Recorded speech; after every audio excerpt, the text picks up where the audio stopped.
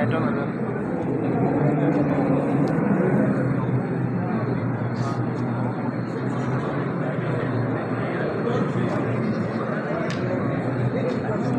അസ്സലാമു അലൈക്കും വറഹ്മത്തുള്ളാഹി വബറകാതുഹു.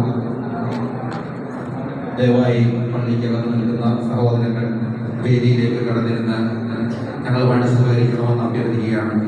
മസ്ജിദിനകത്ത് നിൽക്കുന്ന ആളുകൾ ദയവായി പുറത്തേക്ക് ഇറങ്ങി നമ്മുടെ ഈ പരിപാടിയുടെ വിജയത്തിന് വേണ്ടി സഹകരിക്കണമെന്ന് അഭ്യർത്ഥിക്കുകയാണ്.